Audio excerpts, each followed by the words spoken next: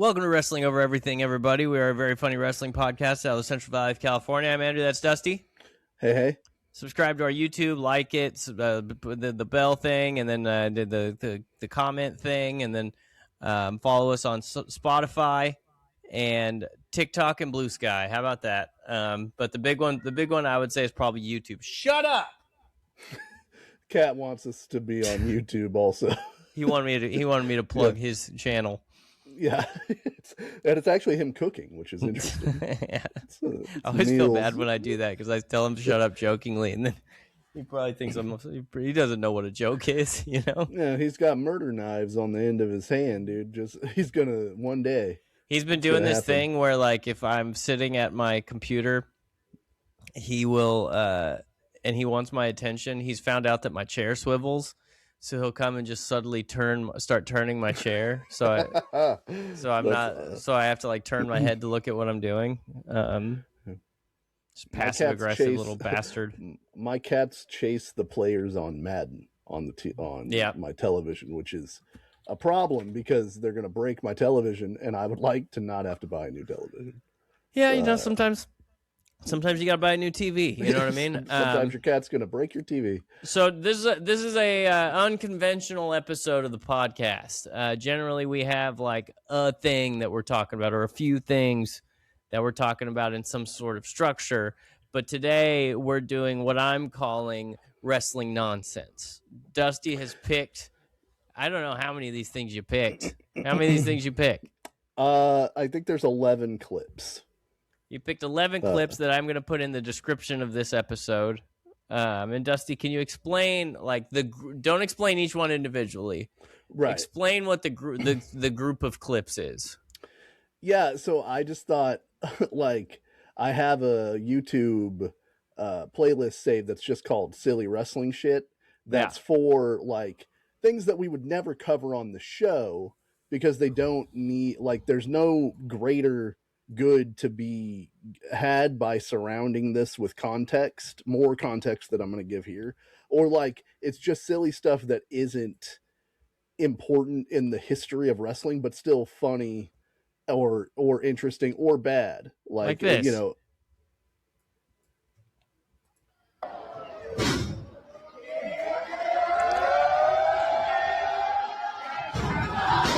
that guy. Stupid pizza guy. Dude, the pizza guy goes viral. Like, sorry for the audio-only listeners. That's the only time I'm going to do that on this episode. This isn't an accompanying thing. This pizza freaking guy goes viral like once a year, and everybody turns him into the most famous wrestler in the world for like 24 hours. Yeah. And it drives me nuts. Or like Evan Flow, the grunge wrestler who comes out to Even Flow. You know, like it is that kind of thing, but this is more classic wrestling, and it's also, you know, to in some way to beat the charges of like wrestling needs to be serious, or it used to always be serious and now it's really silly. The Danhausen haters from this past weekend. People are really mad about Danhausen. Like, some people are really mad about Danhausen, man. They're like, but it is the only way that people are going to be really mad about Danhausen. You know what it is? If you made a big old giant freaking deal about something, and then it was Danhausen. If it was not nothing, Chris Jericho. Yeah. If it was nothing, and then it was a box, and the guy in the box isn't Chris Jericho or better, you're gonna have a problem. This is the only way to get everybody so pissed off about Danhausen. If Danhausen came out and interrupted freaking Kalisto or whatever, you know what I mean? Just a random guy. Yeah. Then it doesn't matter. But you put a box in there. What's in the box? We all want to know, and then it ends up being freaking. And I'm happy it's Danhausen because I like Danhausen, and we've been on the record saying that we want more weird, stupid gimmicks, and Danhausen is the prototype of a weird, stupid gimmick. But I mean, they weren't gonna like that, man. No, they certainly did not help him out of the gate by. Because I remember seeing, oh, there's a box. Is it Jericho? And that was the prevailing thought. And then like a couple days before Elimination Chamber, it was suddenly like, oh, is it Danhausen? And I was like, man, I really hope it's not Danhausen. Yeah. Only because this is also a bubble conversation of the stuff that indie wrestling and even AEW stuff those fans like does not necessarily permeate the greater pro wrestling sphere. Like, there is a difference. There are some people that just watch WWE, and so when Danhausen shows up on the screen, they don't know who that is. And it was weird. He just walked out, and he didn't like. He just kind of, he had dancers, which was funny, and he kept doing the cursed thing, which is this thing, you know. And then he gave who are he gave Michael Cole teeth, right? And then he told teeth. Wade Barrett, "Up yours, Wade," and then he walked away. And I thought on Monday he did a little bit better. He had a whole list of Demandhausens for the general manager that were like, he needs a blimp and he wants a Hall of Fame induction this year, and he wants one of those pictures with Triple H where they point at each other. And I was like, all right, like, did they boo better. him? No, they didn't boo him. I don't think they're like familiar. I don't think the WWE audience is familiar enough with Danhausen or what Danhausen does, because he's not going to be in the main event of anything. I hope that he gets to do silly backstage skits and do like the tie-ins for DraftKings or whatever, and make some good WWE money for a few years. And that's what I hope for. He's entertaining. He can be the fool in a stable. Yes. You know, or he helps the babyface by cursing the heel in the middle of a match. Like, there's a million things you could do. Wrestling, as we will see based on this these clips, is silly. It has always been silly. Oh boy, does it border on torture every once in a while, according to these clips. Jesus Christ, there's a couple things in these clips. But so we are a pro Danhausen podcast. The execution of the Danhausen has not been good yet. Just let me write for your freaking company, man. Like, do a whole angle where Danhausen's trying to be evil, but he can't because it's not in his heart. You know, because he's also very nice. Yeah. So he's fighting against his the nature of man. Inside Danhausen are two Wolfhausens, and whichever one he feeds more, whichever one gets more. If you feed more teeth, is the one that prevails.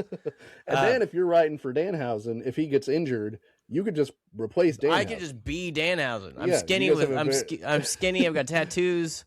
Yeah, like I've already got the black eyes. You know, you could be Danhausen in training too. You could come on as an apprentice. Yeah, you know, too evil, and now he's got to try to teach you to be nice. There's a million of them. Well, what are we doing? Keep pitching. Listen, Paul.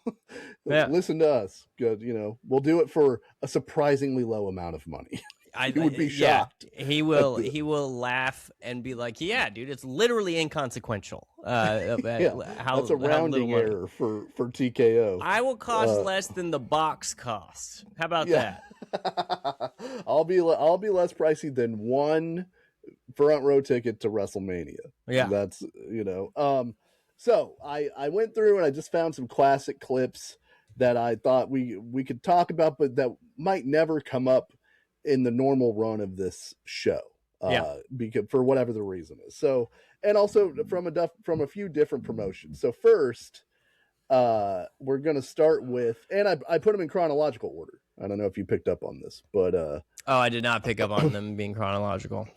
We'll go to World Class Championship Wrestling, and I know what you're saying. World Class, that's old territory. They're not silly. That's Von Erichs versus Freebirds. Yeah, these are when men were men. When men were men. However, there's a sitcom ass storyline between who is at this time still gorgeous Jimmy Garvin, and his manager Sunshine and David Von Erich.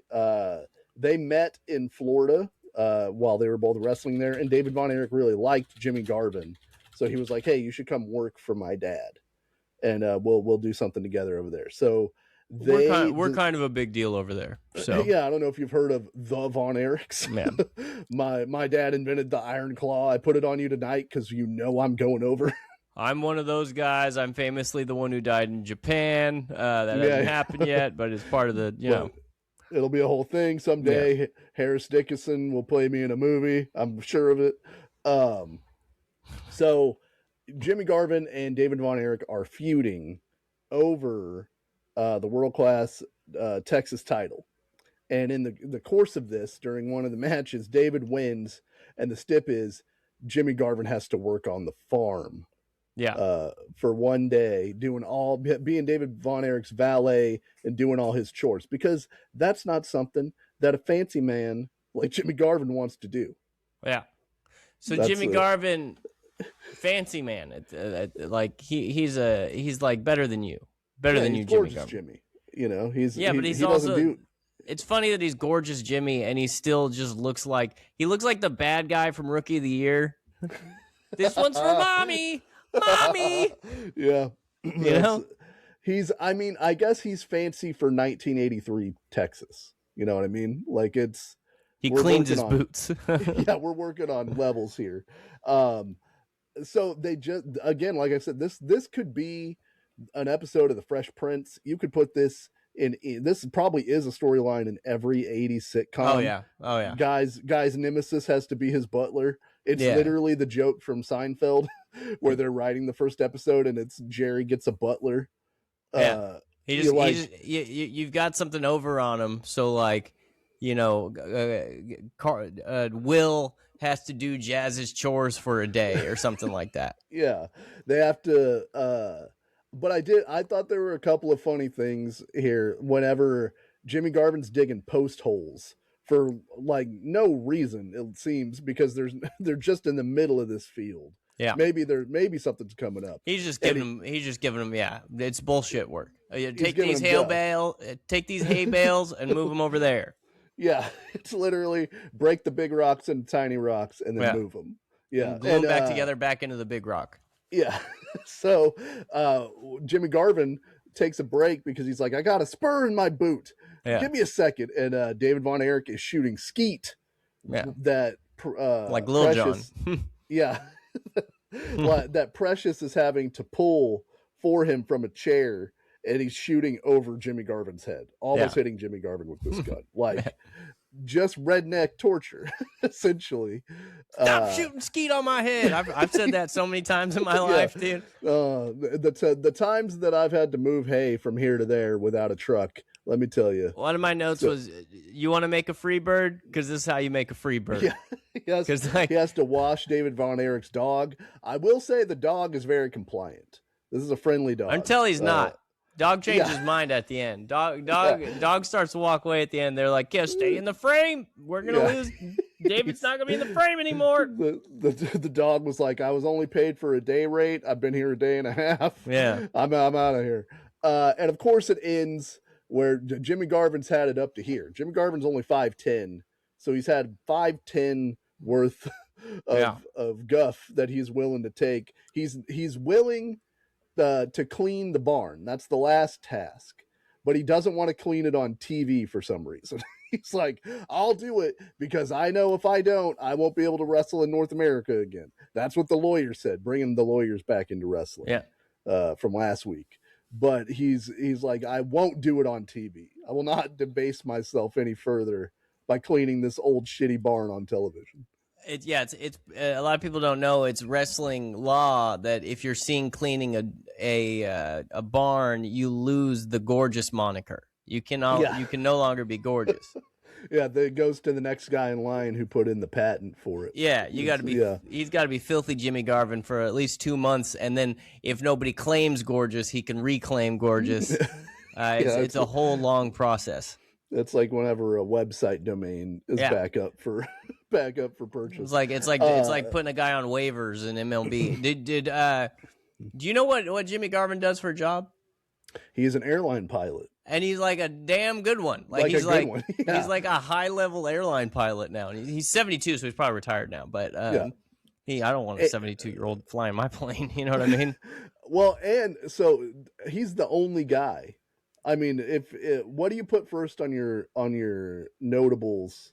You know, like on your high school, like they send out the high school. What's everybody up to now? Do you put Freebird, then airline pilot, or airline pilot, then Freebird? Probably depends on where you are.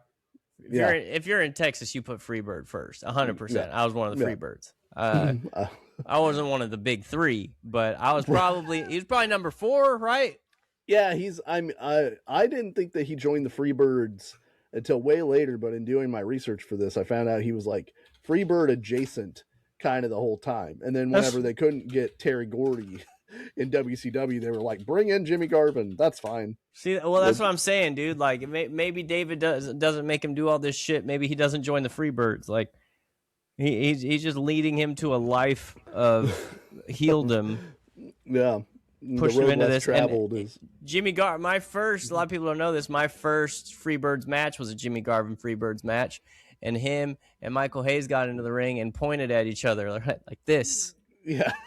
And it was like my favorite thing that I've ever seen people do. The thing he was most sad about is on the ranch, no one would point back at him. Yeah. It was so sick, dude. I loved it. But anyway.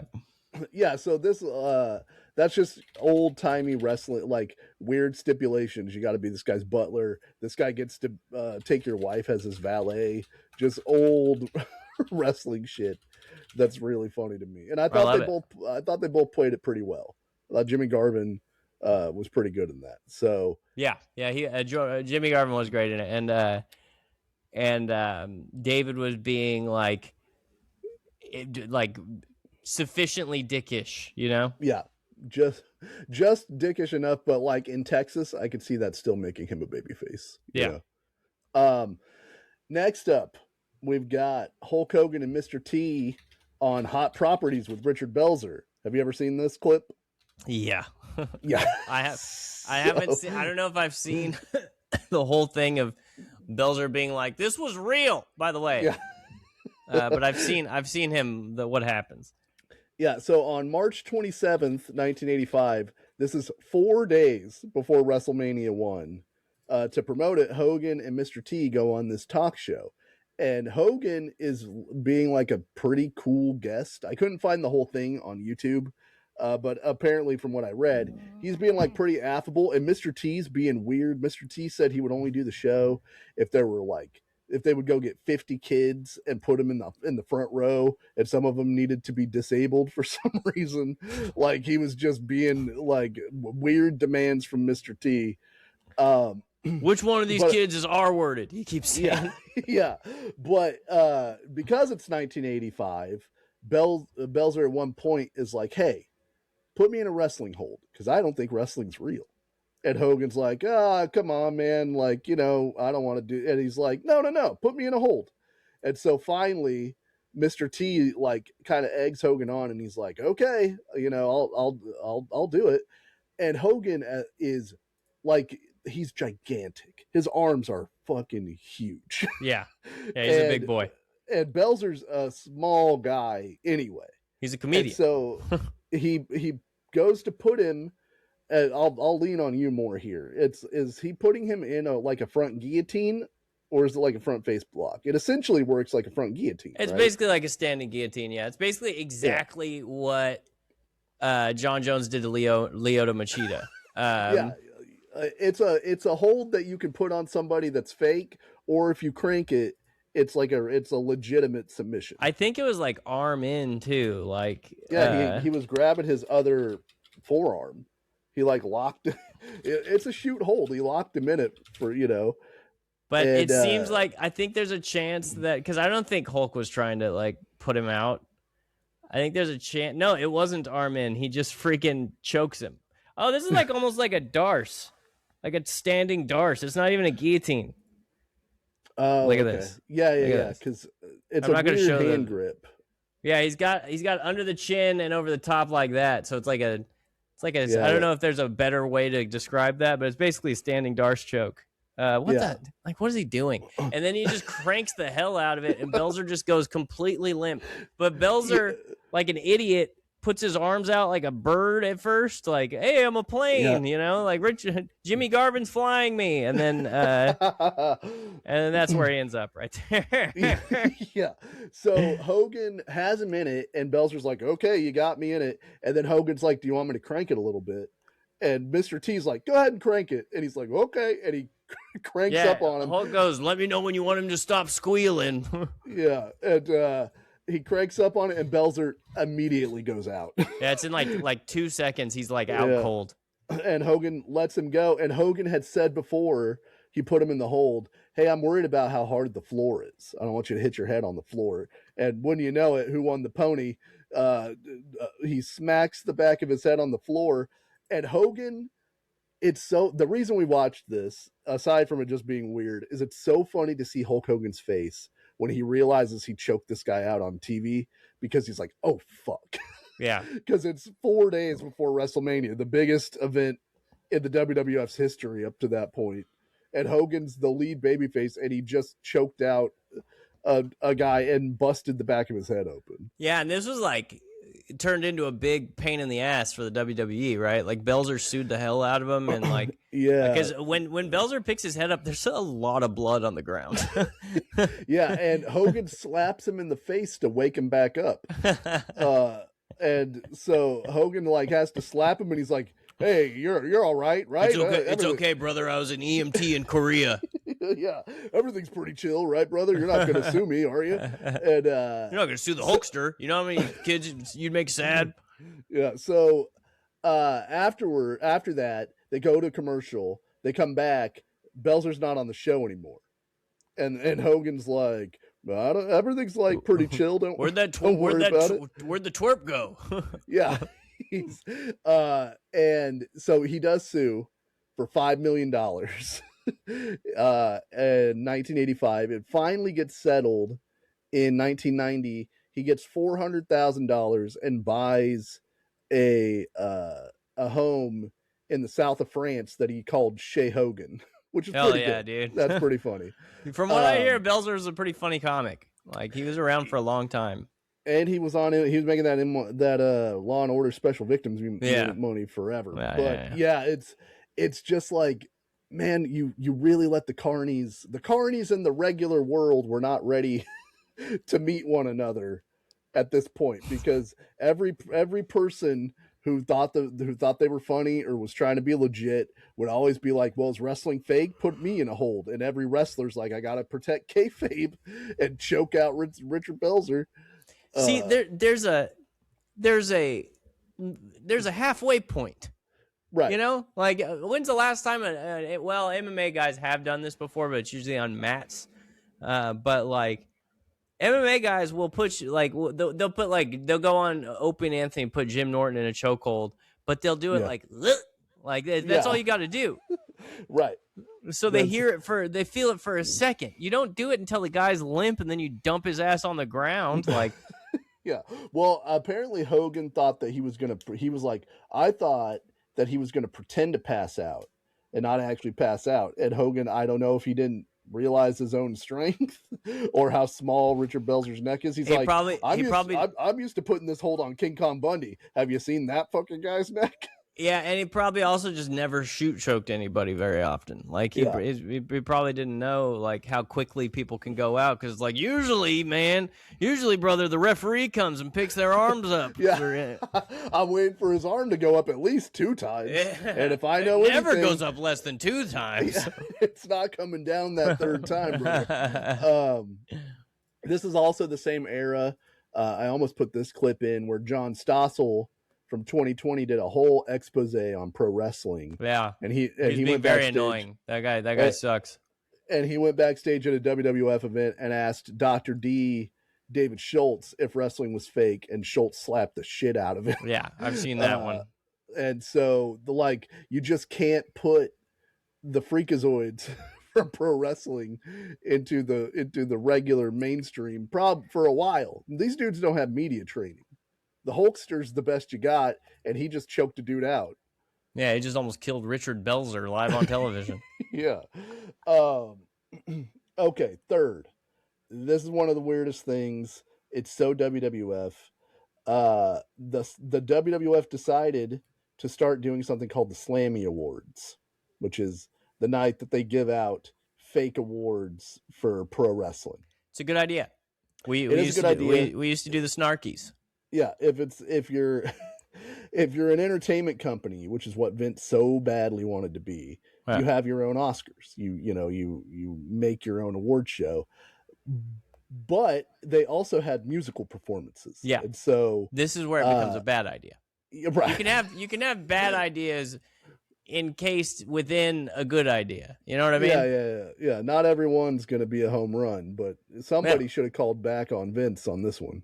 I can't believe anybody thought this was a good idea, because you've got Hulk Hogan not playing the bass. He has the bass. Right. You can tell, and I'm not shitting on him completely, because there's just this whole production is like, it's the most believable thing in this whole production, except for Vince is actually singing. But Hulk Hogan is holding a bass.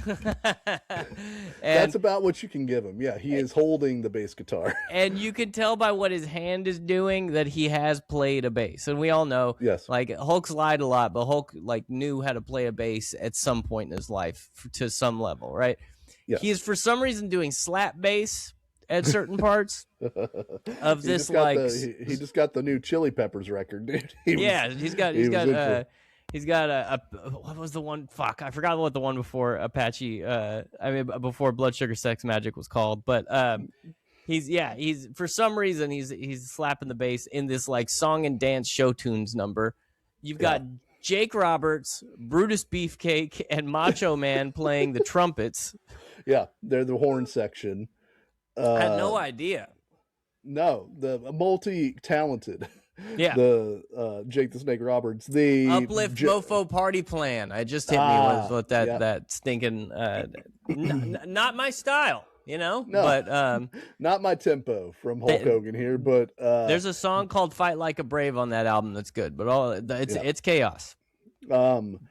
Junkyard Dog is playing saxophone. And I think there's a couple of other wrestlers that are also playing saxophone, but I couldn't recognize those two I didn't dudes. know who any of the saxophone guys. I didn't even recognize Junkyard Dog. Yeah. Vince sings a song called Stand Back, which I was going to look up. I forgot. I'm assuming that's a real song. I don't know who sings it originally, but I was just like, at this point, Vince is a announcer. So he's not even like the dude. He's not the owner of the company. No one knows that in kayfabe. So why is he doing this song? He's just the stand-up announcer, but he's really going for it, man. He's got like Rockettes or a whole dance troupe with him. Yeah. The level. Could you imagine? You're a professional dancer, and they're like, you need to make this guy look halfway decent for 3.5 minutes. While he sings, which also not great at singing. No, he's barking. Yeah. It's not like this. The singing alone does not like take you out of it. Like if you saw this as a non-wrestling fan, it wouldn't feel as bizarro as it is. It would feel a little bit like a rich guy put himself at the head of a song and dance number. But like once you're like, is that Jake the Snake? Is that Brutus Beefcake? Is that Macho Man? Like when you're looking at the trumpets and Hulk Hogan has like a 6-second bass solo that he's never heard this song before. I was gonna say they do throw to him doing a bass solo also, which is really funny. There's just no chance. And I was thinking like, do you think this is the thing Metallica saw when he says that he auditioned for Metallica? Do you think that he thought Metallica maybe watched the Slammys and he thought he was doing the audition for them? That's what it was. They were like, hey, brother, we saw you ride the lightning on the Slammys. Oh, man. It's such a weird, like... Pretty sweet bass, though. That yellow bass was cool. Yeah, it's such a weird thing of, like, they were trying everything. They were just like, guess what? We have a talk show. We have an award show. Listen, dude. We have an album of songs sung by the wrestlers. Listen, this sucked, but I fucking love that shit. I just love the ridiculous nature of it. Like some of the things that we get to a little bit later, I find much more offensive than a song and dance number with Vince McMahon at the helm.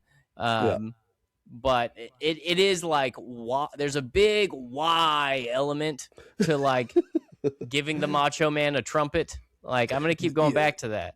Yeah, that he clearly doesn't know how to play.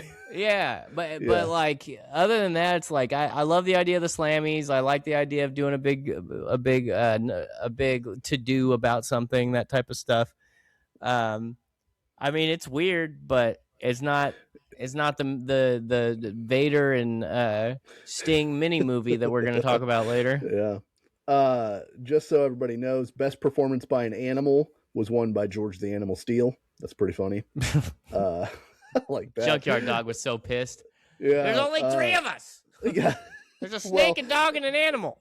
George the Animal Steele beat out Frankie the Bird, Damien the Snake, and Matilda the Dog for his award. They went with the why? Okay. All right. Listen. Yep. I don't even know why I'm going to argue this. Best group was the One Man Gang, which is also pretty fun.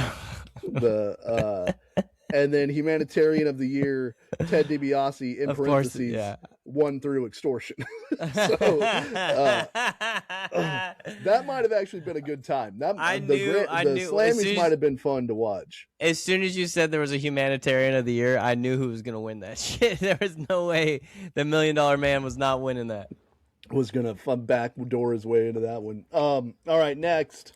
Something that had a very big effect on young Dusty. This is a traumatizing event. Did you watch this live? I did watch this live. Wow. Earthquake smishes Damien from, I believe this is like April or May 1991. Earthquake is wrestling Jake the Snake Roberts. And just like every big heel that Jake the Snake has ever faced, they are afraid of the snake. Right? Yep. You got to be afraid of the snake. Yeah, Earthquake doesn't like snakes. And so, like, they start the match. There's some brief shenanigans. Jake takes Damien out of the bag and uses it to scare Earthquake out of the ring, because you got to give the people a peep at the snake. You know, people pay; they want to see the python. Well, I mean, that's my side job. But that's the whole gimmick. It's also the key to the magic trick that they're about to do. You have to show them the snake for them to then believe that the snake is in the bag. Right. Wait, what are you saying? The snake wasn't in the bag, is what I'm saying. So, thank God. Yeah. They didn't actually kill a snake on live television. So they get back in the ring. They start to wrestle again. Earthquake ties Jake up in the ropes. It's so funny when you say Earthquake, I picture the comedian Earthquake. Oh, that's really funny. Earthquake and Bruce were briefly a tag team in the WWF. And then Jimmy Hart attacks the referee, and Earthquake goes outside and he gets the bag with Damien inside of it. Yeah. And like, Jake is doing some excellent wrestling acting here. Like, I don't know why any heel previous to this didn't think to smash the snake, but I think it tied up in the ropes. Jake's like, oh shit, this guy's whole thing is that he smashes stuff. I was waiting forever somebody was going to do this eventually. I should have brought the backup snake today. Yeah. Fuck. The gypsy was right the whole time. Being tied up in the ropes is tough. Like, I'm glad it exists as a wrestling device so you can have a reason to, like, get a guy stuck in the ropes like that. But all he has to do is straighten his arms. And he's right the fuck out of those ropes. Now he's tied up, dude. All right. You know what? You got me. Yep. Yeah. It is better than initially they were going to knock Jake out. And I think that you you got to make him watch. Yeah. He's got to watch the torture. I thought it's very funny. Earthquake does the little stomps around the bag still, even though the snake would not be in the bag, being like, oh fuck, is that Earthquake? Yeah. Oh no. I know what's gonna happen. No. Where's Jake? I've never felt more betrayed. Why is Jake allowing this to happen? Jake's like, Damien, baby, I'm so sorry. I'm hung up in the ropes, brother. There's literally nothing I can do. You couldn't straighten your arms out? No, I don't think so. No, we haven't figured that out yet in this era of wrestling.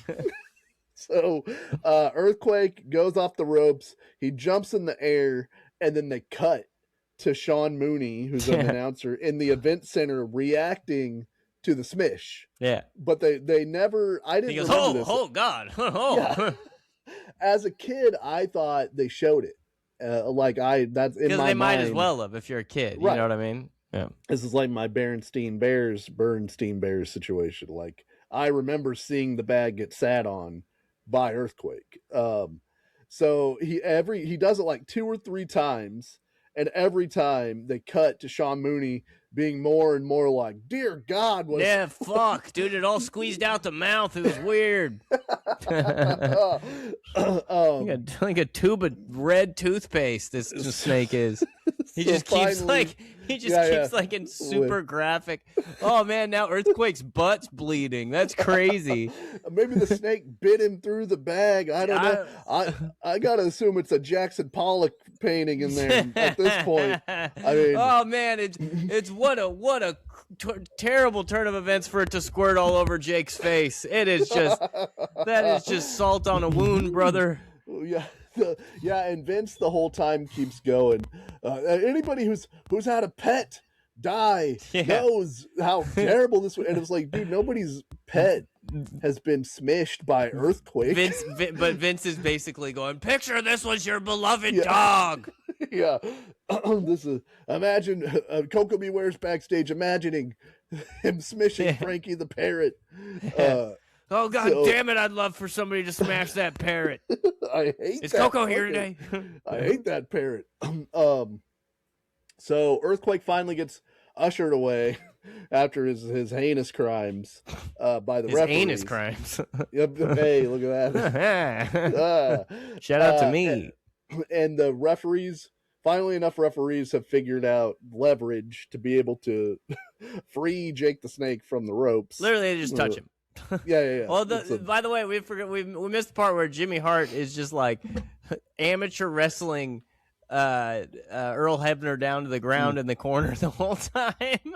Yeah, and then Sean Mooney is like, we're gonna go back to the arena. Yeah. We think the smishing is over. If there turns out to be more smishing, we will cut away again. Don't you worry. If we might have to cut away permanently if there's one more smish. Parents, don't you dare turn the damn channel. This isn't we're not gonna show you what you're afraid we're gonna show you. Yeah. And Jimmy, you could tell Jimmy Hart was like getting tired. He's like, just smash the fucking, I can't do this for very long, man. Yeah. I am a small man who's wearing an awesome custom Earthquake jacket, an airbrush Earthquake jacket. And I can't let go of my bullhorn, so I got to do it one-handed. If somebody else gets a hold of my bullhorn, that's like somebody getting a hold of a cop's gun. Yeah. They'll take my badge if I lose this. Yeah. They'll take away my Earthquake jacket if I lose my bullhorn. They untie Jake. Yeah. And Jake is distraught. Yeah. He's having a tough moment. He's got to have a look, though. He shoos away the referees. Yeah. Get the hell out of here! You didn't do anything.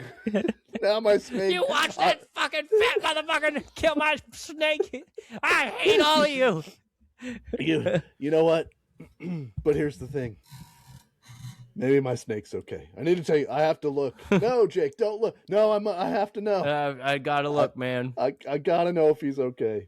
And Jake, in the greatest moment of wrestling acting of all time, undoes the bag, and he's like half leaning, and he opens the bag, and then he is disgusted and kicks away from the bag like it's the grossest thing you've ever seen. It's soup! It's soup! I tell ya, it's so. He liquefied my snake, man. If you can think of how smished you think this snake is, you're not even close, brother. Man, he threw my shit right in a blender, dog. No, Damien. Oh, Damien. Oh, beautiful Damien. Man. So Jeremy Irons won the Best Acting Oscar in 1991. I love Jeremy Irons. Unfortunately, I'm going to have to strip him of that. Give that to Jake the Snake Roberts. It's going to have to be Mr. the Snake Roberts. What did they do after this? Because this isn't the end of Damien. What Did Damien survive? Is there like a whole Damien redemption angle? Yeah, that's Damien's music. Little fucking a snake with a crutch coming down the thing. I'm pointing at him. It's three snakes that are holding Damien and bringing him to the ring. No, of course. What do you do if someone smashes your snake? Get a bigger snake. So Jake returns with a new snake that's named Lucifer. It's not Damien anymore. Oh, shit. So this was the end of Damien. Yeah, bigger, badder snake named Lucifer. And like Jake the Snake's 1991, pretty rough. He gets blinded by Rick the Model Martel. Oh, man, which was tough. Well, I suppose he's blinded in 1990, but it runs until 91. He starts the year blind. You never want to start the year blind. No. And then he gets a snake smished to death by earthquake. And then he gets a new snake, but then he turns heel in the middle of the year. And now he wouldn't you? Yeah, I was gonna. They set him down a dark path. You see, yeah, man. The only thing holding him in the side of good was that python, and you smashed him to death. These freaking guys blinded me. They smashed my snake with their butt. Like what? I'm supposed to stay a good guy at this point. And made me watch it, and then Miss Elizabeth and Macho Man are gonna flaunt their love, their eternal love for one another in front of me, and I'm supposed to just be cool with that. I'm gonna screw this. I'm summoning Lucifer. Screw this. Well, then he gets a cobra snake because now he's a heel, so he's got to get a venomous snake. I'm actually surprised that because our guy Roddy Piper was there. He didn't do anything. Yeah, and he did nothing. And must not have been one of his hitters. You got the two biggest guys that ride for their boys in the world are in the room. What does that say about Jake the Snake as a man that neither one of them want to come help keep a snake unsmished? You got to look yourself in the mirror. Yeah. If your snake is getting smashed by a big fat guy, and Roddy Piper and Macho Man are right there, and they don't come. Macho Man and Roddy Piper help everybody. Yeah. Well, what if it was Damien? What if Damien's a real dick backstage? He's a real diva backstage. He's just big time in Piper and Savage every time they're together. He just keeps killing Roddy Piper's pet mouse. Yeah. When they go out for drinks, Damien never picks up the tab. Yeah. He always leaves early, sticks Piper with the bill. He's always sticking his tongue in my water. I told you, I fucking hate that snake, man. He's always sticking his tongue out trying to get information about the atmosphere. Yeah, so this did affect this had a huge effect on young Dusty. I was troubled because Jake the Snake was my guy, and so watching him get his snake smished, it was a tough deal. Sometimes you gotta see your guy get his snake killed. You know what I mean? Yeah. You got to see him at his lowest before he can. I remember when Dustin Pedroia killed Derek Jeter's snake, bro. It killed me. Yeah, he also smished it right with a butt splash. Right there on second base at Fenway Park. Yep.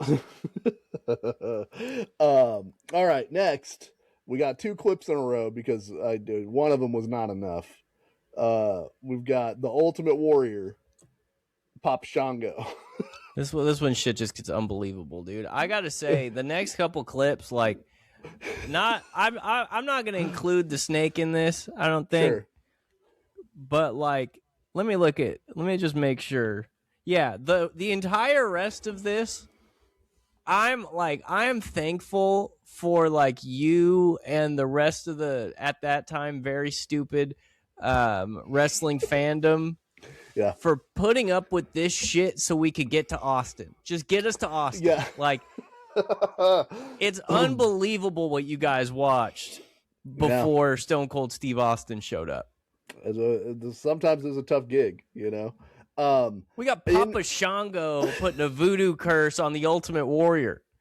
And shaken. Don't forget. To properly voodoo curse, you got to get all shaky in the aisleway. Of course. And to get your skull smoking, so you can put your voodoo curse on the Ultimate Warrior. Hold on, I gotta get my skull smoking. Yeah, this doesn't mean anything if the skull's not smoking. Yeah, it's also incredible when you think about like how well the Undertaker worked. Like all this shit makes the Undertaker's like worldwide phenom. He looks like Harley Race compared to everything else. Right. Like the fact that the Undertaker worked is incredible, and it's more incredible when it's put up against all this other shit. So Papa Shango's a voodoo priest who for some reason became a pro wrestler. And he's got a big problem with the Ultimate Warrior for unknown reasons. Well, Warrior, they might be tapping into the same cosmic energy, you know, and you need that energy to do your curses. And so, sure, dude. I mean, yeah, yeah. What you know, Ultimate Warrior has won his match. He's pumping the crowd up. He's on the ropes. Yep. This is when the Ultimate Warrior returned after leaving the WWF the first time. So this is the early 1992. Suddenly, he's got a stomach attack. And I know that as a man who's had frequent stomach attacks, I thought maybe this would be something you could relate to. Yeah, Papa Shango is still at large for mine. He's outside your house just shimmying the skulls of smoking. And all of a sudden you're like, oh god damn it. I don't know what upside down. I don't know what I did to Papa Shango. It's the Godfather. Yeah. It's the Godfather. It's Godfather. Has he ever had a good gimmick? Godfather? Shut up. Has he had a good gimmick? No. He was over when he was the Godfather. Oh, for sure he was. And the Godfather is a much better gimmick than Papa Shango, but sure. It's better. Okay. What jumps off the page more to you? Papa Shango or the Supreme Fighting Machine? I think the Supreme Fighting Machine as a name. Okay. And probably a better gimmick. This is a fucking voodoo, like it looks like he's the singer of Ghost. I had to look for a second. I realized he was black. It took me a little bit, and I was like, okay, yeah, of course they make this guy black. That's how this works. He was at one point called the Soul Taker, which I mean also kind of sucks. He was Sir Charles, which is Charles Barkley's name. I don't know what you're doing there. He was Rocky Las Vegas, which really sucks. It sounds like the Pimp Father was after that, which is awful. Rocky Las Vegas sounds like a person whose first language isn't English trying to explain, like, you know, Yankee, what is it? Yankee USA #1 from The Simpsons. I think it was USA Yankee Cola or something. Yeah, like #1.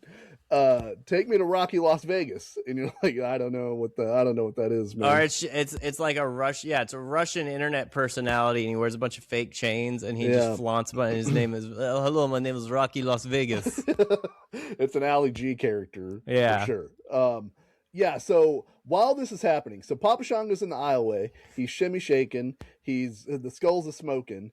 Ultimate Warrior is suddenly got terrible cramps, and Vince is on commentary being like, well, I don't know if this is a voodoo curse or not. He could just be dehydrated from his match. It's like, dude, there's a witch doctor. This is actually, it was very funny. I loved it. It's like me when anybody is like somebody told me yesterday, I think I'm really tired because of the blood moon, and I couldn't not say that's not real, you know. And Vince is just trying to be Mr. Skeptic, man. He goes, I think maybe he just has appendicitis, and it's like, no, dude, it's the fucking smoking skull guy. Anyway, so it's Pimp Father. Oh God, is it the Pimp Father? I hate to be a guy who just throws a dude's name in the dirt. But is it possible that this is Rocky Las Vegas's doing? This has Rocky Las Vegas written all over it. So then they cut backstage, and we get some really terrible exorcist throw up gunk backstage. This is the second time we've seen the Ultimate Warrior puke all over the place, and I can't remember what the first time was. Just throwing up everywhere. Yeah. And then a couple weeks later, the Warrior comes out for an interview with Mean Gene Okerlund, and he's wearing an awesome windbreaker.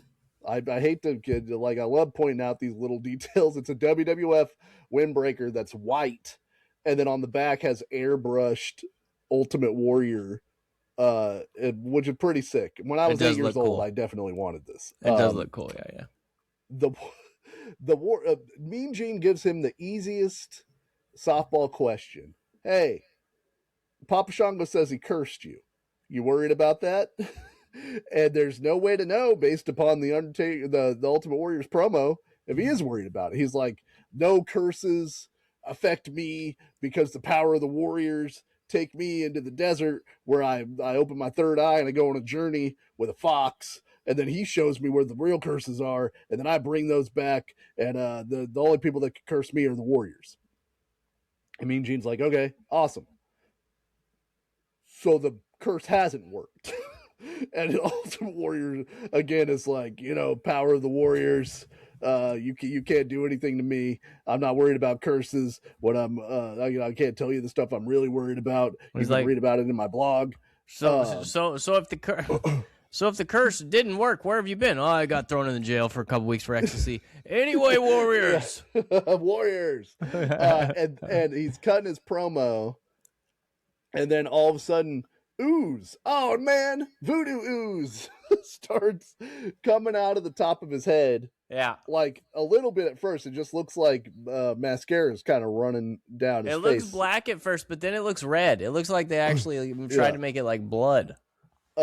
And of course, the Ultimate Warrior's response is to just yell, Warriors! Yeah. And walk off the stage. He just wanders away. Yeah, while the goo is coming down his face, but they still hit his music. Definitely make sure to still hit his music as he's walking away covered in voodoo. You got to sell tapes. Did they, how did they wrap this up? Did he end up just whooping the what the fuck is this guy's in the Shango's ass? Papa Shango's ass. You would think that this might result in a television blow off, perhaps a pay-per-view match, anything. Turns out the house show matches between the Papa Shango and the Ultimate Warrior were so bad that they just cut the storyline. They never the curse of Papa Shango never amounted to anything. It was true. He could not be stopped. You know what's crazy about that is we've seen the Warrior matches that they aired. Yeah, none of those aren't good. So how bad were these? You guys were just literally farting on each other's faces the whole time. Just the shits, and to the point where they're like it damages the Ultimate Warrior to be in matches that are this bad. We would call this, they're at a focus group, we would call this not so ultimate. Okay. Yeah. This is pretty subpar Warrior, if I had to be honest with you. Man. But also did affect me when I was a kid. The ooze freaked me out. Papa Shango freaked me out when I was a kid because, of course, I was super worried about hell because Christianity was running pretty rampant. As rampant as Hulkamania ran in my household, Christianity ran even more rampant. So well, and I mean above that even, I think. I know you do not have an affinity for ooze. Ooze is like a big enemy of Dusty. Yeah, not a big ooze guy. Not into it. No. If they were like, hey, one person in your life doesn't like ooze, I would be like, probably Dusty. It's probably Dusty's the biggest anti-ooze guy. My dad is pretty anti-ooze too. I'm fine being branded as the guy who hates ooze. Yeah, I'll take that on. I can handle that burden. Up next, you're anti-ooze. I'm anti-Usos. That's right. That's why it works. Not the same, but similar. You know. But similar, yeah. Anyway, you want to see this Yeet Clock? You want to see this, Dusty? You see what they're doing to people? They're charging people $50 for a Yeet Clock, Dusty. Oh my God! The audacity! Can you believe it? That is such an affront to. I hope they sell negative numbers of that. I hope they lose money based on the production costs of the Yeet Clock versus the sales. Because it says with printed graphics featuring WWE star Jey Uso, nobody will ever question who you root for. I gotta get a clock so everybody knows that I'm on Team Yeet. You know, and you know what this doesn't do? That would make this a little bit better. Alarm, a Yeet alarm. It should, yeah. You gotta have it. You gotta have a Yeet alarm. For $50, it should play the Uso song. It should play the day one. It's just me. Or just you have like as soon as 6 o'clock hits, Jey Uso slides up the top of it, and he's like he's on the top of the cage, and he's doing the Yeet. Yeah. But no, that's not that. This isn't cool. This is $50. Okay. Oof. And it wouldn't be cool either way because I hate the Yeet, but you know what I'm saying. Right. I love wrestling. Yeah. I would say I'm in a top percentile of dudes that love wrestling. You're pretty far up there. Yeah. There's not a chance that I would put a Yeet clock in my house to let other people see it. Who do I think I'm impressing? Where I'm like, okay, over here's the kitchen, over here's the master bedroom. Hey, you just keep going clock? You got the time?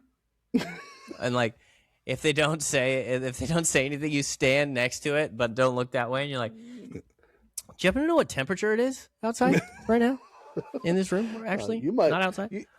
You might be wondering, I don't see an alarm clock here. Yeah. Well, let me point this out to you. You might have assumed that this was something completely different because it says Yeet on it. But check this out. It does both.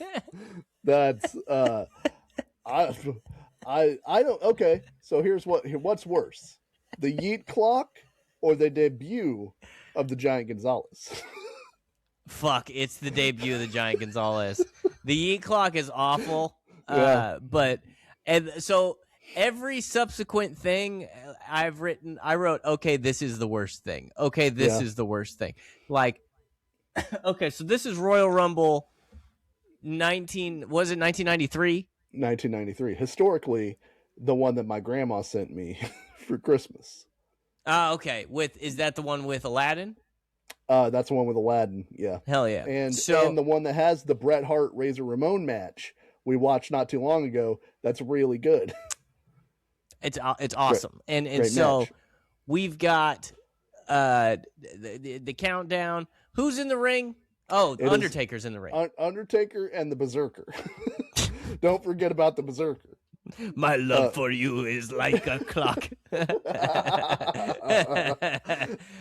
will throw you over top Berserker. Berserker. Why the fuck does he have pecs and abs on his suit? Because Jose Gonzalez is not ripped. Who played the Giant Gonzalez, who apparently is one of the nicest men in the history of pro wrestling, is very tall, but not his architecture does not support muscle mass, if that makes sense. He looks like Wembanyama out here, like he's just big. That's it. And this is after his historic stinky run as Elegante in WCW, where he once had a stretcher match with Sid, where Sid was leaving the company and was going to lose, but didn't want to leave on a stretcher, so he just walked off at the end of his match. That's our Sid. That's rest Sid, in peace. Baby. We miss you, Sid. They just glued fur. Because they had to get this thing custom made. They didn't have one made for a 7'9" guy. Just in the warehouse. Oh, thank God we found Elegante. We finally put this to use. You could have just had this guy wear normal clothes. Yeah, but I mean, it's just not that this is necessarily impressive, and I don't mean to body shame Elegante, but it's like he's not like he's a physical specimen because he's so giant, but it's not imposing. Whenever you see him in like wrestling trunks, it looks kind of silly, or he would wear like long basketball shorts. Look at him in this. Are you trying to justify this? No. There's no justifying this. The funniest got thing it to on me, the screen. the funniest thing to me is that they're like, okay, so what are the hairy areas? We're gonna go shoulders, super hairy. What about the chest? No, chest historically not a place for hair. Zero hair on the chest on a dude. What about a diaper? A diaper made of fur. Yes, excellent thought. Yeah. keep spitballing more ideas. So forearms. We got it. What about knees? No, the knees, that would be too much. How about just the outside of the knee? You see this? Yeah. Just the outside of the knee and thigh. What about for some furry reason? Boots? Why even ask? Do you even work here? Of course, furry boots. Listen, dude, they could have just they could have put him in a Canadian tuxedo, and listen, I know I'm being stereotypical here, but they could have just given him a bunch of denim, long socks, and a bandana, and made him the biggest cholo you've ever seen in your life. Yeah, it wouldn't have mattered. Oh my God! It's the Giganto Cholo. it wouldn't have mattered because he's literally maybe the worst wrestler of all time.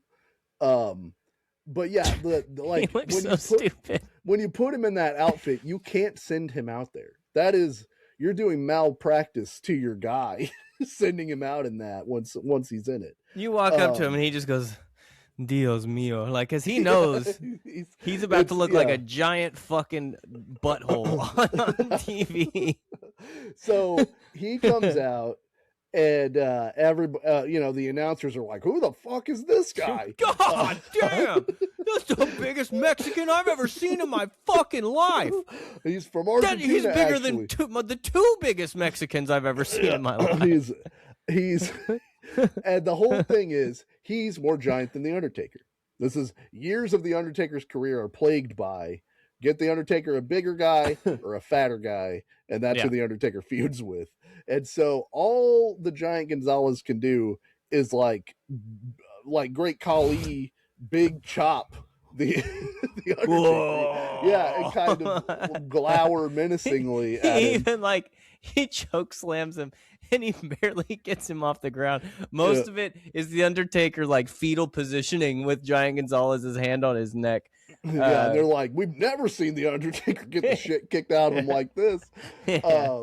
My favorite part of the whole thing is after he choke slams him and kills the Undertaker, essentially. Also eliminates the Undertaker, even though Giant Gonzalez isn't officially in the match. Even though Undertaker eliminates himself. Basically, this is one of the years where the rules will let that happen because they have to. But he choke slams him. Undertaker's out, and then Giant Gonzalez drags him over to the corner and just slams his leg around the post a couple of times just for extra, just like an extra fuck you. Do a little bit of extra damage. Yeah, just the Undertaker's already dead, and he's like, guess what? Fuck your leg, dude. Yeah. And just slams it twice for perma damage. And then he leaves, and then the Undertaker's trying to do the sit up, but maybe now maybe the leg getting slammed is what put it over the top for him. He's down to no health. Yeah. As opposed to the red bar having the one little sliver. Now it's all the way down to zero. Yeah, he needs to be rezzed. He's been knocked. He needs to be rezzed. He can't get back up. And then I imagine Paul Bearer being backstage in craft service, getting a pinwheel or a ham sandwich or something, and they're like, "Do you see what's going on?" And he's like, "What the fuck?" Yeah. Oh my God, that's the biggest Mexican I've ever seen in my life. So holy shit! So now Paul Bearer has to. I didn't know they made Mexicans that big. Everybody thinks he's Mexican is the funny part of it. Is that a furry diaper? Is that do you think it grows? He looks ridiculous. Did he manscape it that way, you think, or is it tights that he bought? His muscles are on his shirt. Why'd they do that to him? They're gonna bury this character that's gonna bury my character, and I'm gonna be back working at a funeral home. My guy's the Undertaker. You can't bury him anymore. Fucking goddamn it! So Paul Bearer comes out with is that onion dip? Yeah. Paul Bearer comes out with the urn, and that's barely enough it's a healing potion that just gets the Undertaker enough up so that he can walk backstage the whole time just being like, who is that? That was the biggest Mexican I've ever seen in my life. Did I imagine a Bigfoot in this match, Paul? And it's so 1993 because when Paul Bearer is holding the urn, he just yells, "The power of the urn!" So everybody knows what it is that's reviving the Undertaker. The power coming from there. So then Undertaker and Giant Gonzalez go on to have a series of some of the worst matches in the history of pro wrestling. This is one of those things where like they talk about the streak could have easily ended because WrestleMania 9 ends in a disqualification win for the Undertaker, and it's like, man, I could see them flipping that to get to the next match. And then it's like Undertaker's been undefeated for every WrestleMania except the Giant Gonzalez one. He weirdly. Well, how did he get DQ'd? Giant Gonzalez used chloroform on him, obviously. I just saw that. Giant Gonzalez lost the Undertaker by disqualification after he knocked out the Undertaker using chloroform. He's 9 feet tall. But the Undertaker comes out with a sick looking vulture at that WrestleMania. Does he really? Gotta bring the chloroform out. The vulture's like, that's the biggest Mexican I've ever seen. Then the whole time, Giant Gonzalez is just being like, "I'm from Argentina." soy from Argentina. Yeah. Racista. I understand. They're two different places. Just don't kick me in my huevos rancheros, okay? All right. This is terribly offensive. You can say.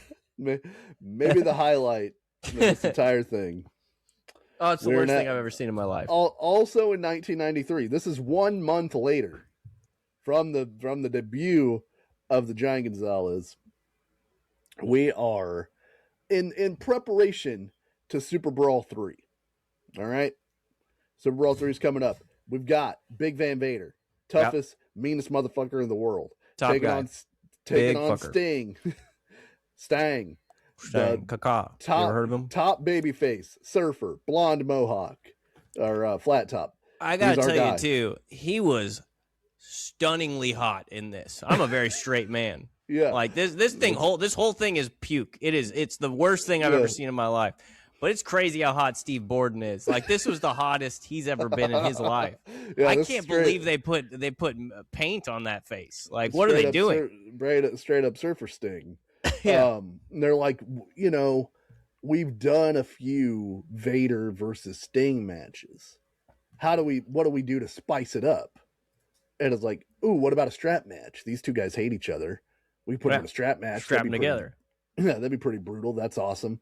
And they're like, all right, but what do we do to spice it up even more?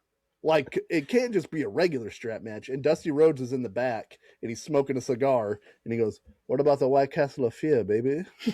How about we make it... No, he's eating sliders. That's what happened. Yeah. How about we do the White Castle of Fear, baby? Where's my check? I will tell you, last week, I went to the White Castle. And it didn't sit right. It didn't sit right with me, Daddy. Oh, brother! But you want to talk about hard times, brother? It was Dusty Rhodes had a hard time I was in the White Castle of Fear. Wait a second. Wait a tick.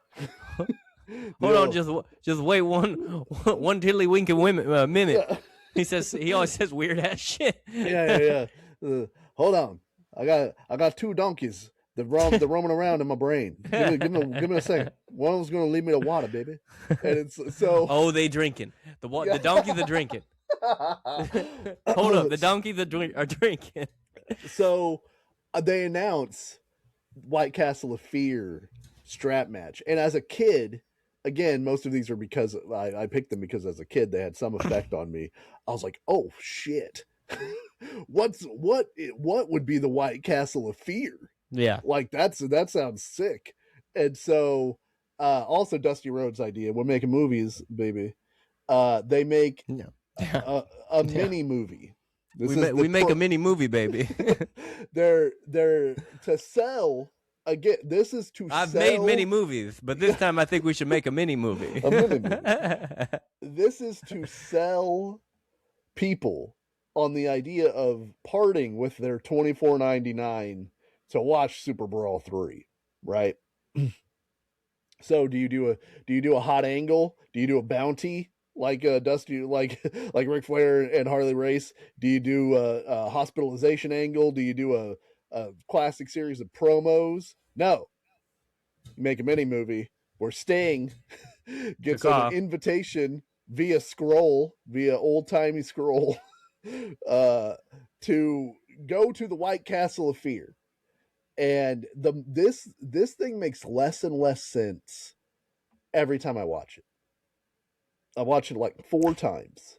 The weird thing about saying that is that it made at least that means it made at least 1% sense the first time you watched it. Well, you know? No, look, my brain is so wrapped on the idea of like screenwriting beats that I was like, okay, what happened is I presumed too much. Yeah. I was like, okay, Sting. My weakness is. Yeah.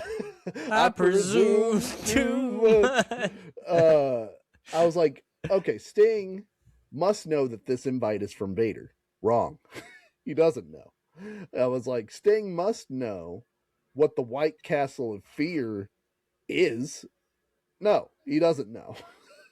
At every turn, the knowledge that I think Sting has going into this, he does not have. Because he gets like a dope ass helicopter ride to the White Castle of Fear. Yeah, he's like, let's go to a party, baby. We partying.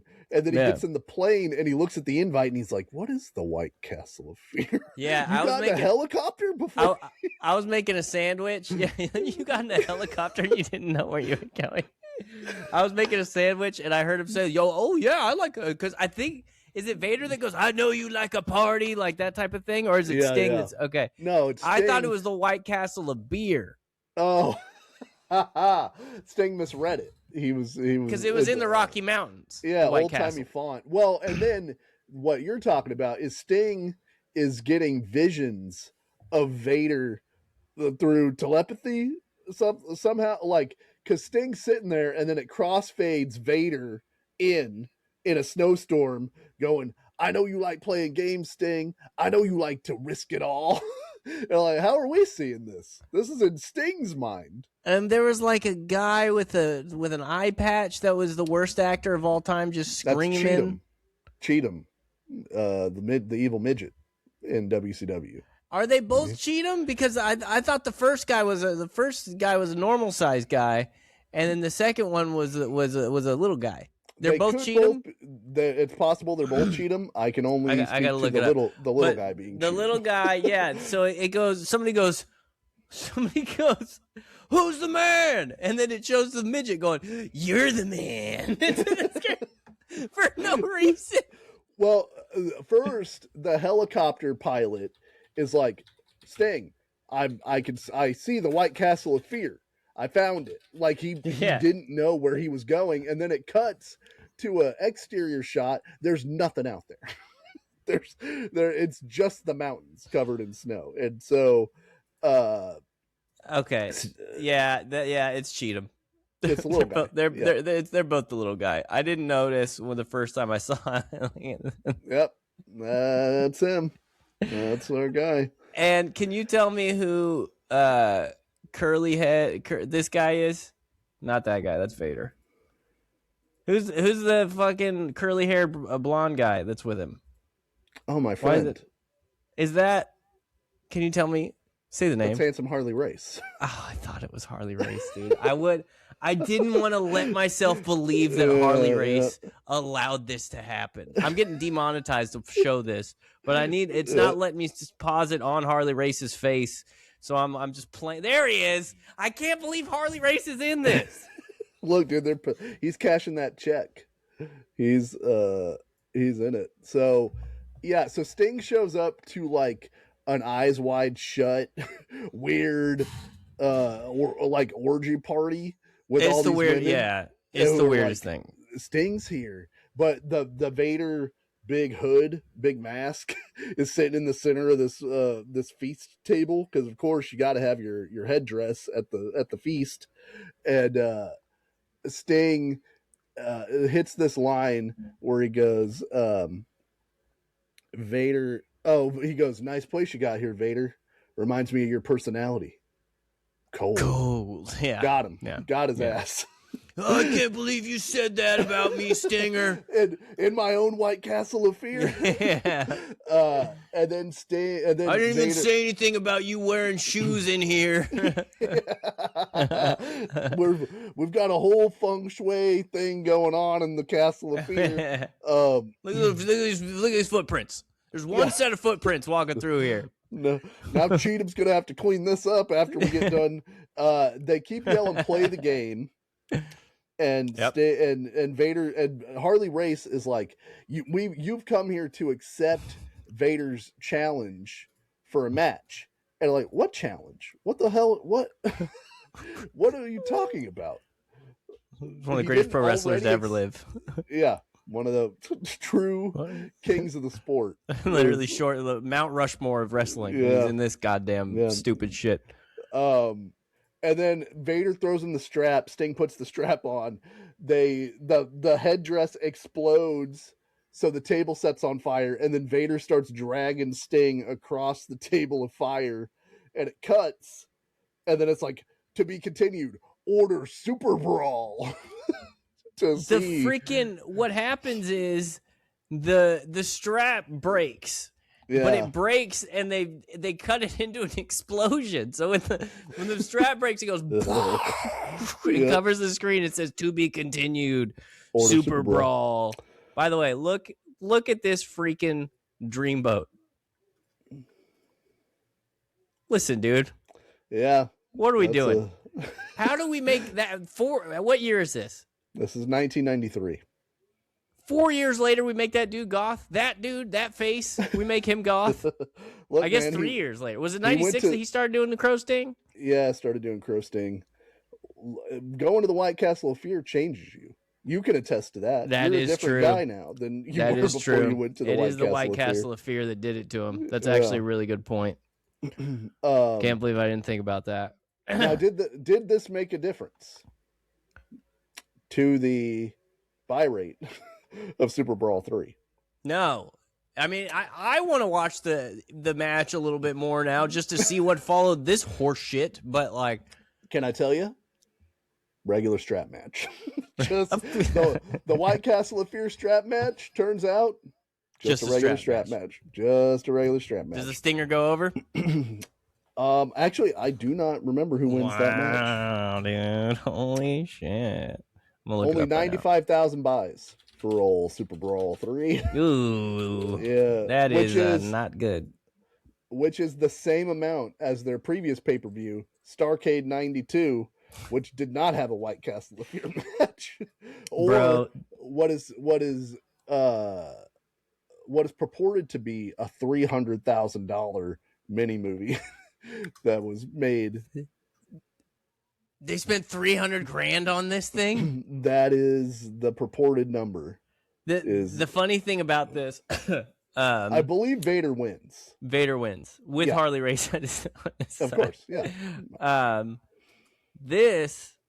Because when I was watching this, I was like, okay, so if this is what WCW was like before Eric Bischoff, then maybe we need to give Eric Bischoff more credit, because I've always shit on Eric Bischoff for his booking decisions and his stuff.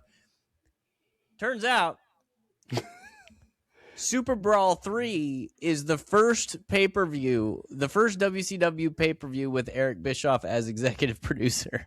Yes, although how did he not immediately get fired when they spent $300,000 on a mini movie? Not to give any quarter to Eric Bischoff, because he's done plenty. He was not the creative influence for, like, this is the first show he produced. I don't think that he had anything to do in the build up. He probably couldn't. Yeah, he probably couldn't say no to it. So is this Dusty Rhodes? Is that who I'm mad at? This is in fact Dusty Rhodes, dude. Like, I feel like we're making movies.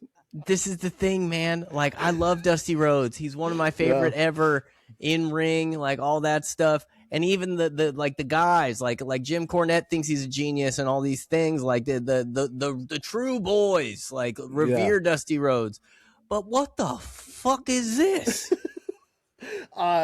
This might be hoisted on his own petard. I had been drinking a lot, Daddy. That was the Jim Beam booking. I think that this is like, they wanted everything to go more cartoony in the 90s. Like Dusty Rhodes initially got fired as the booker of NWA because he did an angle where the Road Warriors tried to blind him with one of their spikes. So he comes back and they put him in charge of creative again, and it's like they give him the purse strings, and now he's got Ted Turner's money, so he can make. Can you believe that there are 2 other WCW mini movies that promote their pay-per-view spectaculars? I didn't put them in this because I didn't want to do 3 in a row. But the reason this has to be the worst one.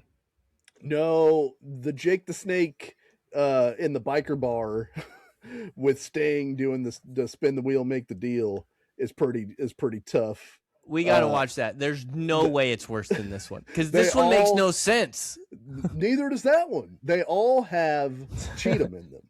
That's why Sting in the second one goes, Cheatham, baby. He's got the juice, baby. He sells pay-per-views, bro. He put that little dingleberry on our thing. And the through line for all of them is Sting. Sting's the only guy that's in all 3. He's in the Halloween Havoc one, he's in the Super Brawl 3 one, and he's in the Beach Blast 93 one. That's why they had to make him emo for sure. Yeah, those are tough shoots for Steve Borden, I'd imagine. Yeah. Okay. We're getting close. We're getting to the finish line here. Yeah. That's 1993. There's a ton of silly shit between 1993 and 1999. However, one of the biggest things, that's one of the funniest, wildest thing that's ever happened, is in 1999, the Big Show, who we just covered a bunch of his stuff because we did 1999. Comes to the WWF and is a heel. Then he's a babyface. Then he turns heel with the Undertaker in the middle of the summer. Then he turns back babyface because the Undertaker gets injured. So he is a babyface because it is revealed that his dad has cancer. Big Show's daddy, as Jim Ross says, has cancer. Yeah. His dad is no longer Andre the Giant. His dad is a regular guy who has cancer. I forgot they had to do that. We lied about that Andre the Giant thing. Yeah. And so the Big Boss Man, for some reason, is just being a real piece of shit to the Big Show about his dad having a cancer diagnosis. There's precedent for Boss Man being a real piece of shit. He did feed a man his own dog. This is after he feeds Pepper to Al Snow. That's what I'm saying.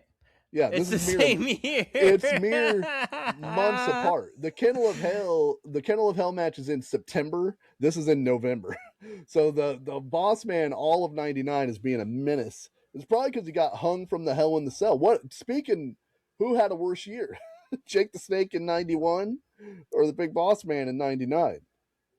When did he get hung from the cell? Like when in the year? April. So April, and then he feeds Al Snow his dog. Yep. And then he body snatches Paul White's father. Yeah. All right. Just that's a legendary year. That's a straight up menace the whole year. He hires another cop to tell the Big Show that the Big Show's dad died, so he can make fun of him for crying about his dad being dead. That's Yellow Submarine and Abbey Road, same year. You know what I mean? Yeah. Rarely do you see a run. That's quite a run of that magnitude. He does a poem with some of the lines, with the deepest regrets and tears that are soaked. I'm sorry to hear that your dad finally croaked. He lived a full life on his own terms. Soon he'll be buried and eaten by worms. If I had a son as stupid as you, I'd wish for cancer so I could die too. What a bastard. Oh, man. And that is leading up to the Big Show on the November 9th or November 11th edition of SmackDown. We go to the Big Show's dad's funeral, which I don't even understand. Why would the Big Show allow the WWE cameras to come to the funeral? Yeah, it was an interesting angle they had too. It's not like the cameraman was like at a little bit of a distance, like a respectful distance. He was like, the cameraman was basically like resting. He might as well have been resting his camera on the casket. Yeah. Sorry, dude, my arms are tired. He's not gonna know. Like, and while Paul White gives like the shittiest little like I can't read eulogy ever given. He's also dressed like Neo from The Matrix, which came out in '99. Might have been a big influence. He's got the world's longest duster on, like the longest trench coat. They don't make trench coats for a man the size of the Big Show. Yeah, it's a gorge coat. It's a canyon coat. This is no longer a trench. And then in a move that the Big Show, honestly, at this point, not to defend the Big Boss Man, should have seen this coming, like 100 miles down the road. Yeah, the producers are like, make sure the angle's this way because that's where you know what I'm saying. You know what I'm saying. Big Boss Man shows up with a cop car with a giant megaphone on the top of it. Hilarious. Comically large megaphone. It's the funniest thing out of any of these videos that we've seen is how fucking big the megaphone on top of this cop car is. I'm going to try to find it really quick. The Big Boss Man hits on the Big Show's mom, also hilarious. While he's like he gets there, he hits on his mom, and Big Show's like, "Hey!" And then Boss Man just straps a chain to the casket. Boss Man straps a chain to the casket, starts dragging the casket, and then in a moment that lives in true infamy, the Big Show jumps on top of the casket. He had to take that to a guy. So surely that's a custom job to get that megaphone on top. I needed to look. You know how the Nazis made everything like super big and concrete? I need you to do that, but make it a megaphone. He also, like, if you look right here, this is very clearly like, I don't know if it's an old race car, but there's like there used to be a number here, and then it says to serve and protect, but it's like written in handwriting, and it's like it's just awful. It's so funny. It's got the dealer, like, it, you know, the dealer paper. Yeah. It's got the dealer paper on the window. The Big Boss Man's like, make a megaphone like if I were announcing the Spanish flu had come in the 1920s and I needed everyone in the farmland to be able to hear me. There's so Big Show jumps on the casket and it starts moving, and the Big Show goes ass over tea kettle in one of the worst bump. Like, you couldn't make your dude look more like a dork. Your giant monster. Who's riding his father's casket. Yeah. 1 foot off the ground. And he takes a hellacious bump off of the casket. This, of course, leads to, at the Survivor Series, the Big Show defeats the entire team that the Big Boss Man has put together. If you're just listening to the audio, you really got to see this. Yeah, Picture just what a dork. It just makes him look like a dork. It's not even his fault. It just, they should have never had him do that. Oh man, yeah, that's me. You're probably wondering how I got here. we open in media res. Oh man, let me tell you how I got here. Fuck. Big Show single-handedly defeats the Survivor Series team of the Big Boss Man, Midian, Prince Albert, and Viscera. Real fucking all-star team, guys. Through Murderer's Row, if you've ever seen damn, one. he really went through the gauntlet. In 1 minute and 24 seconds, he beats those four gentlemen, just choke slams the whole time. And then later in the Survivor Series, after this has happened, after he's taken that bump, he wins the WWF title. He's the substitute for Steve Austin in the main event after you made him look like such a dork.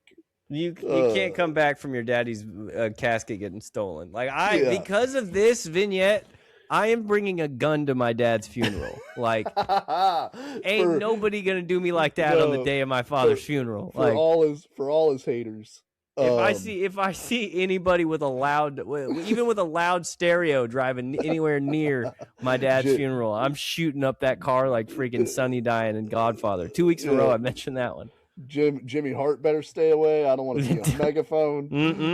I'll wrestle him down. I'll beat him to death with that megaphone. And then I'll shoot him. So then they don't. It's not enough. Big Show gets his vengeance. He beats the whole team. He wins the title. The next month at the December pay-per-view for WWF, he defends the WWF title against the Big Boss Man. Not in the main event. Funeral dad theft. Not enough to get you the main event of Armageddon 99. That's when you know you didn't write it properly, is when the theft of your father's corpse does not get you enough heat for the main event. He beats the Big Boss Man in 3 minutes. 3 minutes flat in the pre-main event before Triple H beat Vince McMahon in a no-holds-barred match that went 29 minutes and 45 seconds, literally 10 times the length of the WWF title match. Well, I was gonna say you can't have him lose after getting his daddy's body stolen, but unless you wanted to make the biggest heel of all time, just whoops his ass. Hey, I still have the casket. Throws him in there with his dad. Yeah, Barry. So this not a highlight for the Big Boss Man, or I'm sorry, not a highlight for the Big Show. Highlight for the Big Boss Man. Even though he loses the match, he won the war. Yeah. What are you gonna do to him? Who'd you rather be? Oh, I lost a wrestling match. I lost my father's corpse. I still don't know where it is. In the Big Show, later on, the Big Show does some interview years later where they were like, "Was this upsetting to you?" And he's like, "No, my dad had been dead for years. It's fine with me." I thought it was hilarious. Yeah, my dad Andre, not my real dad. My real dad dead. Fake dad can have cancer. That's fine. It's also very funny that he wore. You said he looked like Neo. He did wear leather pants to his father's funeral. Yeah, he looks like Neo from the Matrix. He's got a black shirt, those leather pants, and then a giant duster, and then the little glasses. You can't wear. Yeah, he did. Those sunglasses are too small for his face. There's just no way that it's so stupid. And then Bruce Pritchard said they got in trouble because they really did wreck a cemetery because they fucking dragged that casket through the grounds of an actual cemetery. Well, yeah, dude. This is a real fucking. Watch him take the bump. You want to see it? Oh, I got to see it. Back from that. Man, you beat him in 3 minutes. That's the co-main event. And then so that's actually one. I can't even put that on Russo. Russo had left the WWF at that point. So Russo beats the charges on that one. That's just Vince. We're also in 1999 on the other channel. So we saw get your dad's casket snatched up, or you get a bunch of guys who hate rap music on the WCW channel. God damn, dude, there's 2 more of these. Yeah, this sucks too. I mean, this is like Mr. Perfect. Who's all in this? It's Mr. Perfect and who are the other guys? It's Kurt Hennig, Barry Windham, Kendall Windham, who's Barry Windham's brother, and Bobby Duncan Jr., who's also cowboy guy. And they're just a good old boy stable that hates rap music. Well, they hate rap music because Master P and the No Limit Soldiers have been making some appearances in WCW. Maybe one of the worst stables of all time. The Master P. The Master P. Okay. And they paid Master P a bunch of money because it's WCW to be able to have like the No Limit Soldiers, quote unquote. And the wrestlers they got for the No Limit Soldiers are just some of the worst bottom of the barrel wrestlers you could have. And then they paired them kind of tangentially with Rey Mysterio and Kidman and Conan and those guys. You're like, Rey Mysterio must like rap music. He's lost his mask. Let's get him over here with Master P and the No Limit Soldiers. But the thing that they forgot is that the WCW audience is mostly Southern. And they mostly run the South. They also hate rap. They also hate rap. Yeah. So they unintentionally made the West Texas rednecks baby faces because the song is it's like comedy wrestling song, but it's a country comedy Western song. And so people actually liked it. They're like, I do like Merle Haggard and Willie Nelson and, drinking beer and fishing. I do want that more than I want Master P's group of guys who also suck at wrestling. This is Mr. Perfect. This is fucking Kurt Hennig, god damn it. And this was very much like I hate rap time. Like they have a shirt that says Hootie Hoo, which is like pretty dope. I like that shirt. Yeah, but they rip it up because that's the No Limit Soldiers thing. Oh god damn it, I hate these guys. But the I hate rap thing. Most old white men do hate rap, but they have separated themselves. They don't like publicly declare it as often as they used to. But it was like a big thing to be like, oh man, you like that rap music, that weirdo freaking. I can't even understand what they're saying. Yeah, give me some Merle and some Hank. Well, listen, I do love Merle and Hank, but I also love rap music. The West Texas rednecks were outnumbered by the No Limit Soldier guys like 2-1. And that's like, those are supposed to be the baby faces. And it was just like, at every turn they made a miscalculation as to what the fans would want. And so this gets over. Like they come out and they talk about they're going to do a music video, which they did do, which you can also find on YouTube. But I put this out there because the lip syncing in this is so funny. And I couldn't find who really sings this song. They say it's Kurt Hennig, and it very well might be. I don't know. But he's definitely lip syncing this in the clip we watched. Yeah, he's lip syncing for sure. But there's the chorus, the like payoff line is harmonized by all of them, definitely lip syncing. Yeah. I mean, this wasn't nearly as bad as the mini movie, but it sucked. Hey, but is it better or worse than a $95 Yeet hoodie? Yeah. I mean, at least literally just says Yeet on it. There's nothing on the back. It's a little thing that says Yeet on the front. And look, they're sold out of medium, large, and extra large. Dude, if we're in economic troubles, I can't tell if you're dropping $100 on the Yeet sweatshirt. I can't believe it, dude. I can't believe I can't believe this is on here. Yeah, the No Limit Soldier or the West Texas Rednecks is less offensive. It's just funny, like WCW bungled this thing. It's hillbilly bullshit. Yeah, and then it got bungled over. It. Yeah, they bungled it because they made them heels, and they should have been baby faces. And then it got over, and then they killed it because Kurt Hennig said it was a real hot deal. The fans and the boys in the locker room loved it. It was a lot of fun until somebody with blonde hair put an end to it all. And then later in the interview, he goes, somebody came up to me and went, well, I can't follow that, brother.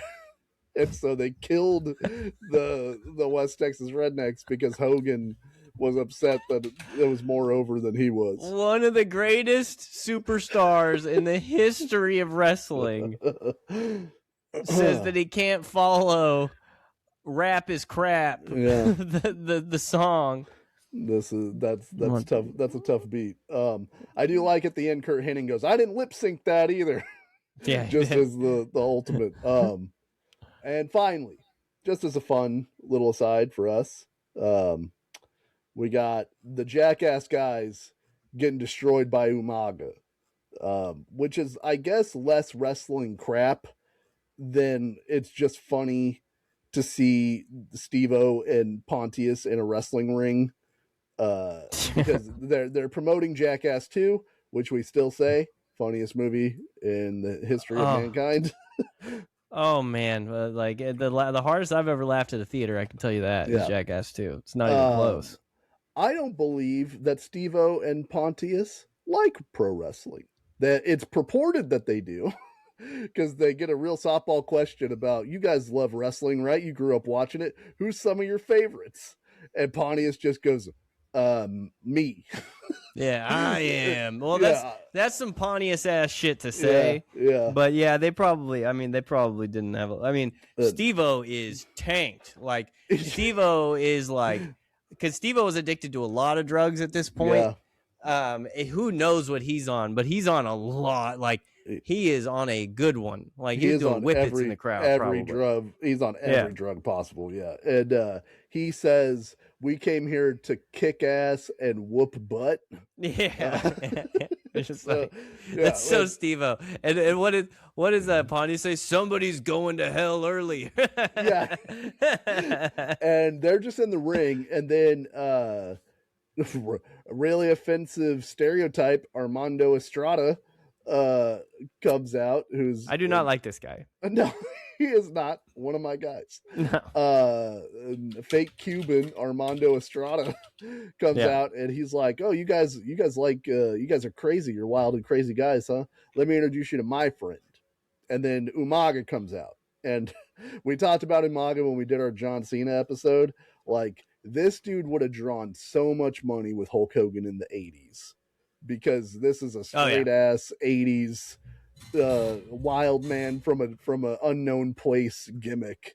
Like, it's cousins to Kamala, essentially. He's like, but he's also, I think he was like in the opposite of the Goldilocks era, because he could probably make a lot of money now. He wouldn't be in the same gimmick, but that dude. Yeah.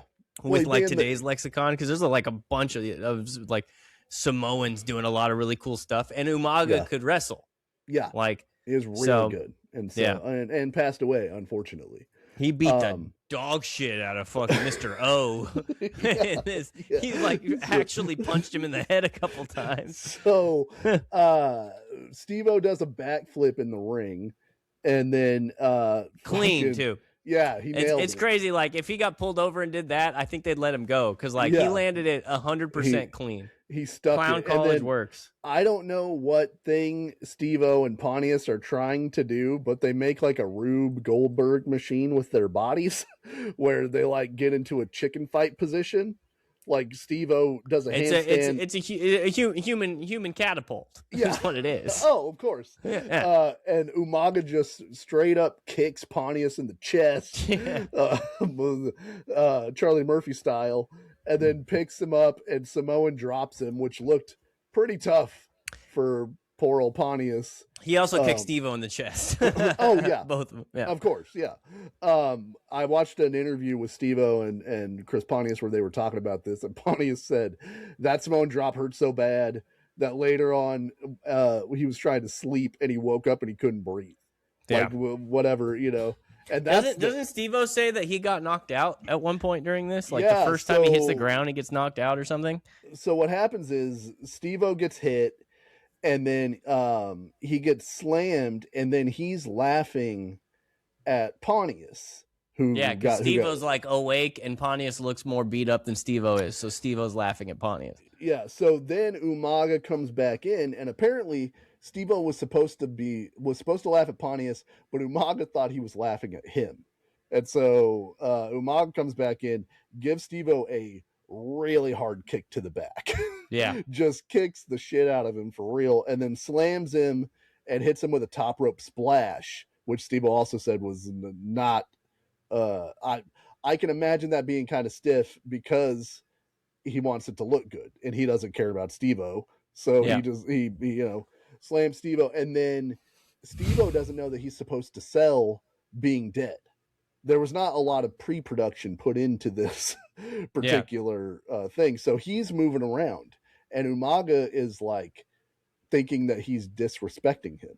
So he starts kicking him again for real, and then he drops like an elbow on Steve-O's neck, and you hear Jerry Lawler go, "Ooh, easy, lighten up," or something on commentary. Come on, you're gonna kill Hollywood. Remember the Belzer situation. We don't want another Belzer situation. He drops like a heavy ass elbow on him, and then picks him up and kind of ragdoll slams him, where it's like he doesn't really care about putting Steve-O down flat or anything. Like he's just kicking the dog shit out of him, and Steve-O's on the mat being like, "Please stop hitting me." Yeah, you could tell that Steve-O at one point, because Steve-O's like kind of laughing because he's Steve-O, so he's not really afraid of getting hurt. But at one point, Steve-O's like, "Dude, quit it. Stop doing this. You're beating the shit out of me. Yeah, you're beating the shit out of me, and I'm letting you. Like, I know that's my thing, but you're killing my buzz. Yeah, you're letting me. Like, I'm letting you kill me. So it was just like a huge misunderstanding apparently between Umaga and the Jackass guys, because like they're not wrestlers, and I think Umaga they don't know the rules. His gimmick at that point was like he was undefeated and he was like a monster, and so if you have two guys no selling your shit, even if they don't know that that's what they're doing, like he starts laying it in heavy on them. What year was this? This is the year Jackass 2 came out. So what is that? 06, I think. 05, 06. Umaga was dead in 09. Yeah. And so this is one of the weirder, because like this like kind of bookends the Richard Belzer thing. Because there's like on the one hand, there's Belzer where like they didn't know what they were doing necessarily, and they accidentally hurt this guy. And then by 2006, it's like everybody's in on the joke. They've already done the Drew Carey at the Royal Rumble shit. Like everybody should be a lot cooler. And this is like a throwback to Umaga protecting his gimmick by kicking the shit out of the guests. Oh man. Well, Steve-O deserved it anyway. He was in a tough spot. This might have been the first wake up to sobriety for old That's what Steve-O. made him vegan. Yeah. He's worried about Umaga in the afterlife coming after him again. They're gonna kill the Wild Boys on live TV. Yeah, please. I need more Jackass.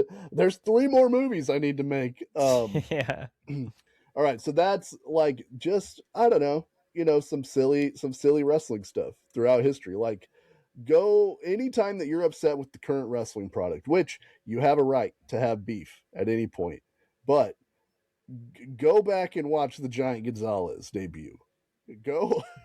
Go whenever It made me understand the Fiend a little bit more, for sure. Yeah, when you're sitting there watching 4 matches in 3.5 hours on a Peacock or on a WWE pay-per-view, go watch the White Castle of Fear mini movie, and just remember where we came from to be where we are. Yeah, sometimes we really should be proud of ourselves, I think. Yeah, and like I said, thank you, Dusty, for staying in the trenches and for sticking around through the bullshit. So we could get Stone Cold Steve Austin. Look, man, I wanted to see the White Castle of Fear. I know, and listen, I'm sad about that, and I'm trying to gloss over it. I would have been 9501 if I could have bought a pay-per-view in 1993. Got to see what wraps this thing up. So anyway, thank you everybody who listens. We appreciate you so much. Thank you to people who leave comments. Let us know what crappy things throughout wrestling history we should review for you, because there's a lot Andrew hasn't seen, and it's always funny. We're definitely going to watch that Jake the Snake mini movie at some point in the future. and we appreciate everybody. Yeah. Thank you very much. Let us know if you like these things. The cacophony of bullshit. I don't know what I'm going to call it, but anyway, love you. Stinger.